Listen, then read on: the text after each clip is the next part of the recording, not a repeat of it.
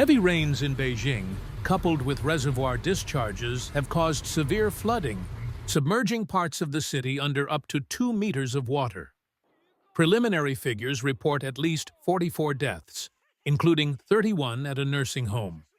Officials admitted that the facility was not included in the flood control evacuation plan, acknowledging loopholes in emergency preparedness. Many netizens have criticized the government for negligence. 37 lives lost in Miyun, including 31 at a nursing home. According to Upstream News, a press briefing on July 31st revealed that flooding had affected 162 villages in 17 towns across Miyun District. Around 113,000 residents were impacted, and the reported casualties included 37 deaths, 31 of them at the Taishitun Town Elderly Nursing Home. The nursing home, located upstream of the Miyun Reservoir, housed 77 individuals on that day, including 8 staff members. Of the 69 residents, most were physically dependent or partially immobile. On the morning of the 28th, floodwaters surged through the area, submerging the street with water depths reaching up to 2 meters. Rescue teams arrived near the nursing home at around 7 o'clock a.m., but strong currents made access extremely difficult. After several hours of effort, residents were rescued around 10 o'clock a.m. Unfortunately, some were later found to have passed away during extended rescue operations. Preliminary figures indicate extensive damage: 162 villages affected, over 31,000 homes damaged, nearly 7,000 vehicles affected, 10 roads destroyed, power facilities in 105 villages damaged, and 684 communication base stations out of service. Beijing authorities officially reported 44 deaths and 9 missing. Officials acknowledged that the nursing home, where 31 passed away, was not included in the initial evacuation zones. Challenges in emergency response. According to Miyun News, on July 31st, Jia Linmao, executive vice mayor of Beijing, stated that from July 23rd to 29th, the city experienced extraordinary rainfall, leading to flash floods in 4 mountainous districts: Miyun, Huairu, Pinggu, and Yangqing. By noon on July 31st, the total confirmed deaths in Beijing stood at 44, with 9 still unaccounted for. The highest number of deaths occurred at the elderly nursing home in Miyun District. Yu Weiguo, secretary of the Miyun District Committee, admitted that the nursing home's location had long been considered safe, and thus was not included in evacuation plans. This oversight highlighted weaknesses in emergency preparedness and underestimation of the severity of extreme weather events. Widespread damage to infrastructure was reported in 40 townships and 312 administrative villages in the northern mountainous areas. Jia Linmao noted that rainfall in Miyun District averaged 366.6 mm, Pinggu District saw 347.9 mm, and Huairu District received 230 mm, with some local areas experiencing over 500 mm. These intense downpours triggered flash floods, which combined with upstream water flows to cause major destruction. According to CCTV News, more than 300,000 people were affected citywide, and 24,000 homes sustained damage. Public questions and unverified reports. It's worth noting that the official figures have sparked public debate online. There have been widespread discussions on social media regarding the true extent of the impact. Unverified claims suggested that several villages in Huairu District were heavily affected, yet had not appeared in official reports. Photos and videos circulated online even showed flooded landmarks such as the Forbidden City and the Temple of Heaven. While authorities pointed to the unprecedented rainfall as the main cause, some independent commentators have raised questions about water discharge from upstream reservoirs.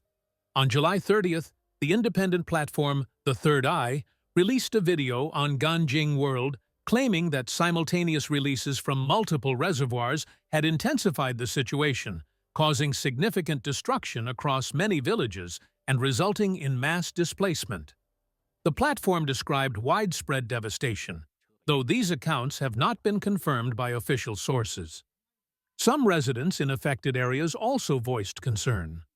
One resident, Mr. Wang, shared with overseas media that areas near central government landmarks had seen substantial flooding, including the near overflow of the Forbidden City moat. In Sunhugu village, located in Huairu's Liulimiao town, local victims told reporters that their village had seen several casualties, yet was not mentioned in public reports. Residents reported that floodwaters came down rapidly from the mountains. Only 20 to 30 villagers were evacuated in time, while hundreds were still trapped or isolated. One victim said that reaching safety required walking several hours due to damaged roads. Many survivors appealed for help, saying that hundreds in the mountainous area remained in need of urgent support. Fake jobs go viral.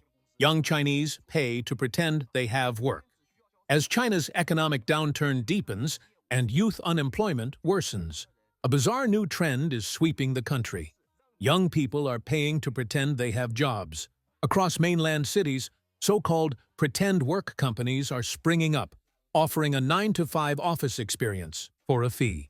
One such business, called Pretend Work Unlimited Company, recently opened in Hangzhou and is drawing large numbers of unemployed young adults. For many, it's not just a place to sit. It's a way to save face. These companies charge a small daily fee and provide access to office desks, Wi-Fi, coffee, and tea. The goal? To simulate a real office atmosphere, allowing people to feel productive, or at least look productive to others. According to Chao News, the Hangzhou-based Pretend Work Unlimited Company is located in the Jinsheng Science and Technology Innovation Building near Puyan Metro Station. Covering over 400 square meters, the space resembles any typical tech office. When reporters visited on July 29th at 2 p.m., they saw rows of people hunched over laptops, appearing busy, though many weren't actually employed. The office setup includes conference rooms, reception areas, and even live streaming studios. For just 30 yuan a day, less than $5, users get access to the full workday experience, sometimes even with free lunch included. In 2 months, the space has served 30 to 40 regulars. The founder, Chen Yingjian, said only a few visitors come just to snap photos to fool family members. They take a picture, send it home, and leave us 50 yuan. But most are genuinely unemployed and just want a quiet, focused environment. Chen, who owns several businesses producing local snacks and beverages, sometimes offers casual opportunities to his pretend workers. If they help him secure orders, he offers a 70% profit share. In just 2 months, many regulars have ended up working with me, he said. Chen registered his first company in Shenzhen in 2013 and has since purchased multiple commercial properties in Hangzhou. Online reactions have exploded. Some joked, "Isn't this just an upgraded internet cafe?" Others were more reflective. "This place helps me feel focused, but I hope someday I won't have to pretend anymore." One user wrote, "I once faked having a job for 6 months just to study in peace." Adults really have it tough. Others noted how libraries have also become informal hubs for jobless youth. "The provincial library is full of people pretending to work," one commenter shared. Chinese media have confirmed that pretend work companies have appeared in various cities since December last year. Data from Chichacha reveals that 21 registered companies in cities like Hangzhou, Nanjing, Shenzhen, and Beijing contain the phrase "pretend work" in their names. On Xiaohongshu, posts about these companies have racked up over 14 million views and more than 44,000 comments. While some find the idea amusing, others see it as a troubling reflection of reality. A generation struggling with shrinking job opportunities, rising social pressure, and the anxiety of looking idle in a hyper-competitive society. In 2025, the number of college graduates in mainland China reached a record 12.22 million. Yet many companies are downsizing, and demand in industries like catering, manufacturing, and retail has collapsed.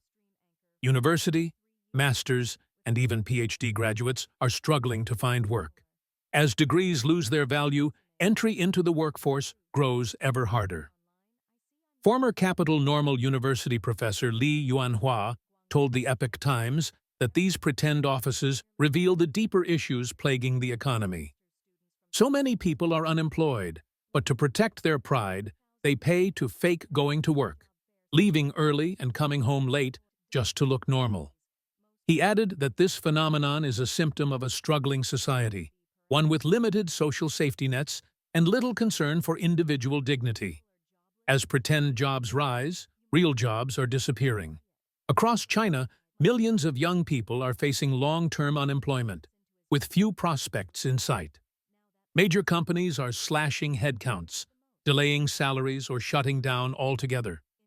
Even once stable industries like real estate, tech, and manufacturing are collapsing under mounting debt.